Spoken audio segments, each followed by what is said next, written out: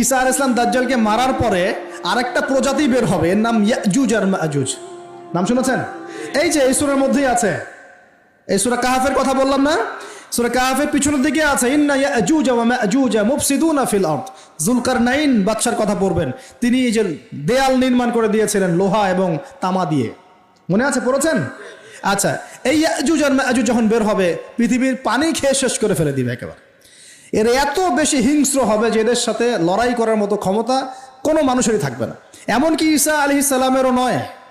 ঈসা আলাইহিস সালাম তুর পাহাড়ে চলে যাবেন মুসলিমদেরকে নিয়ে, তুর পাহাড়ের ভিতরে মুসলিমরা সেখানে লুকিয়ে থাকবে, পৃথিবীর মেসাকার অবস্থা হয়ে যাবে, পৃথিবীর পানি খেয়ে শেষ করে ফেলে দিবে, একদম হিংস্র প্রজাতি। তখন ঈসা আলাইহিস সালাম আল্লাহর কাছে দোয়া করবেন, আল্লাহ এই বিভৎস এই জাতিকে ধ্বংস করো। আল্লাহ রাব্বুল আলামিন তখন ওই ইয়াজুজ আর মাজুজের এই কাঁধে, ঠিক কাঁধের মাঝখানে একটা ভাইরাস জন্ম দিবেন। কি জন্ম দিবেন?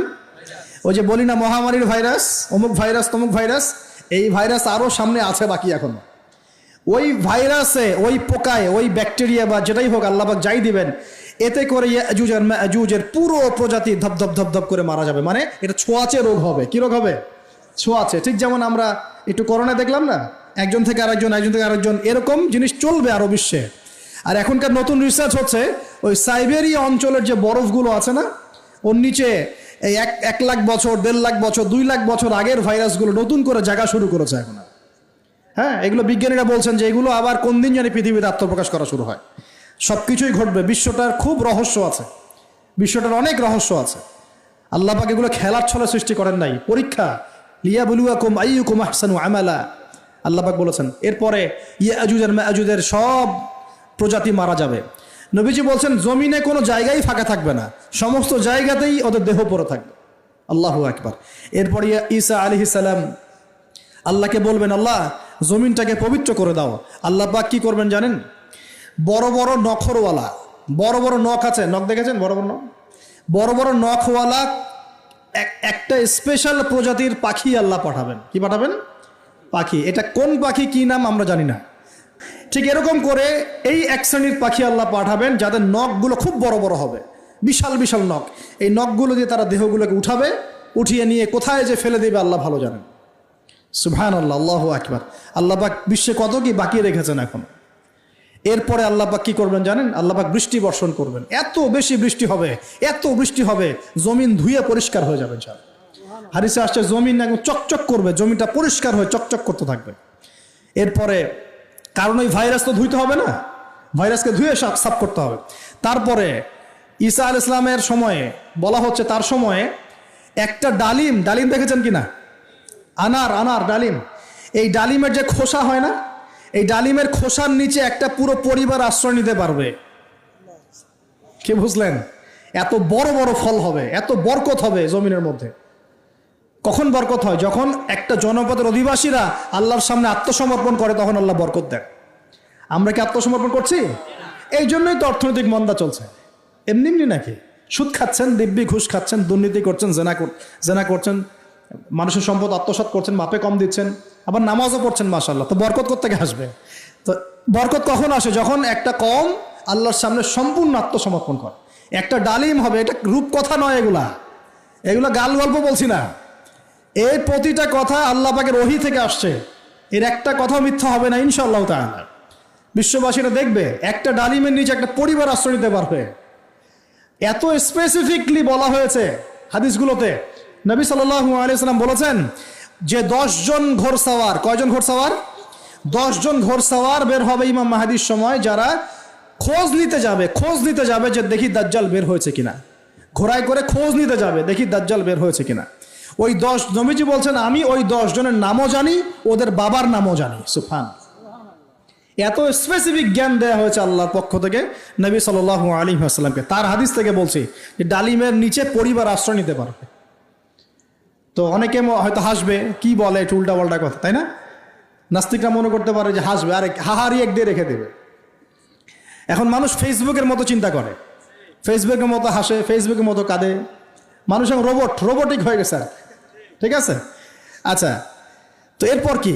এরপরে বরকতের এই সময়টা শেষ হয়ে যাবে কখন? যখন মানুষ আবার সেই জেনা, পাপ, শিরিক, কুফর এগুলোতে লিপ্ত হবে। আল্লাহ রাসূল বলছেন এমন একটা মানুষও বাকি থাকবে না, একটা মানুষও না যে খালি লা ইলাহা ইল্লাল্লাহ কালিমাটা পড়তে জানে, এমন একটা মানুষও বাকি থাকবে না। বলেন নাউজুবিল্লাহ।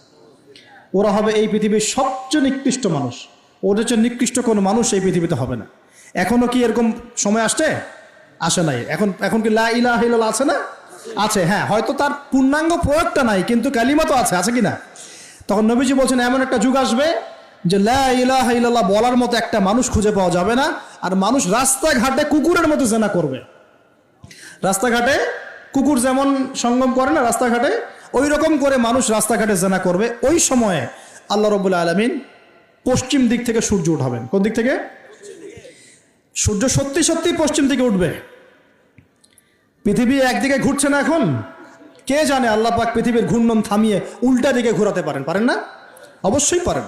আল্লাহ পাকের জন্য এটা খালি বলা, কুন ফায়াকুন, হও হয়ে যাও, ব্যাস ব্যাস। আমি কয়েকদিন আগে রিপোর্ট দেখেছি, পৃথিবীর নিচে কিন্তু আগুনের স্তর আছে, জানেন তো? পৃথিবীর নিচে আগ্নেয়গিরিগুলো আছে।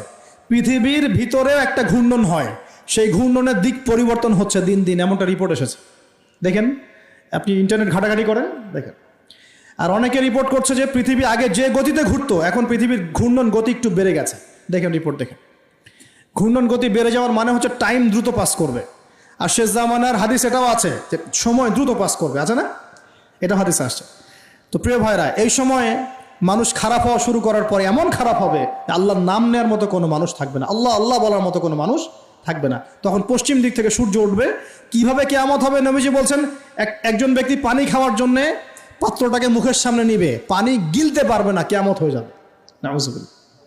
ইযা ওয়াকাআতিল ওয়াকিআ লাইসা লিওয়াকাআতিহা কাযিবা আল কারিআতু মাল কারিআ ওয়া মা আদরাকা মাল কারিআ, আছে না?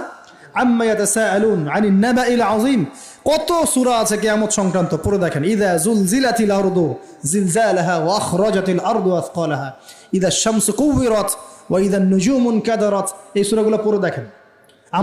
আম্মা পারার শেষ পারাটা, যেটা 30তম পারা, এর সূরাগুলো পড়ে দেখেন। কিয়ামত চোখে দেখতে পারবেন ইনশাআল্লাহ। সিংহায় ফুঁক দেওয়া হবে। আল্লাহ পাকের ফেরেশতার এত ক্ষমতা আল্লাহ দিয়েছেন, একটা ফুয়ে পুরো মহাবিশ্ব ধ্বংস হয়ে যাবে ইনশাআল্লাহ। চারটাখানি কথা নাকি?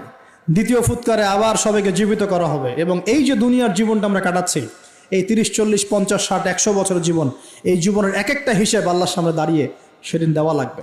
অতএব এই দুনিয়ার জীবনটাতে প্রস্তুতি গ্রহণ করি, 5 ওয়াক্ত নামাজ পড়ি, যাকাত দেই, কালিমা বোঝার চেষ্টা করি, আল্লাহ তাওহীদ শিখি, জানি, বুঝি, নবীর সুন্নত অনুযায়ী আমল করি, হালাল খাই, পরিবার গড়ি, মানুষকে সৎ কাজের দাওয়াত দেই, অসৎ কাজে নিষেধ করি, ইসলামকে আল্লাহর জমিনে প্রতিষ্ঠা করার চেষ্টা করি।